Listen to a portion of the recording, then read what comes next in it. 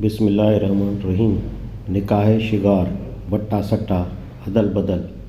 सवाल: मुसलमानों में उमूमन रवाज हो गया है कि दो शख्स बाहम लड़कों लड़कियों की शादी अदल बदल के उसूल पर करते हैं।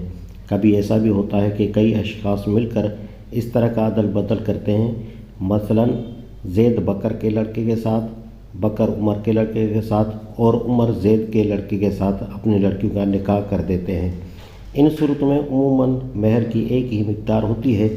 बाज़ उलमाए दीन इस तरीके को शिगार कहते हैं और बताया जाता है कि शिगार को नबी सल्लल्लाहु अलैहि वसल्लम ने मना फरमाया है, बल्कि हराम करार दिया है।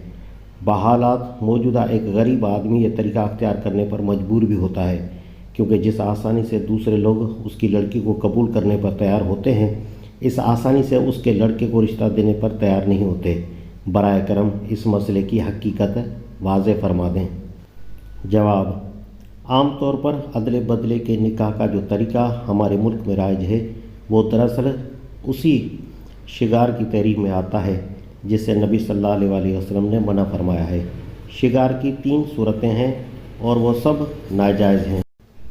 एक ये कि एक आदमी दूसरे आदमी को इस शर्त पर अपनी लड़की दे कि वो उसको बदले में अपनी लड़की देगा और उनमें से हर एक लड़की दूसरी लड़की का महर करार पाए।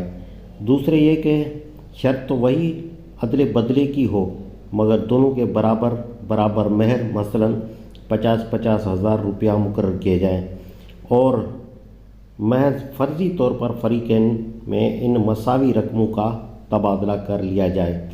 दोनों लड़कियों को अमलन एक पैसा भी न मिले। तीसरे ये कि अदले बदले का मामला फ़रीक़ैन में सिर्फ ज़बानी तौर पर ही तय न हो, बल्कि एक लड़की के निकाह में दूसरी लड़की का निकाह शर्त के तौर पर शामिल हो। इन तीनों सूरतों में से जो सूरत भी अख्तियार की जाएगी शरीयत के ख़िलाफ़ होगी।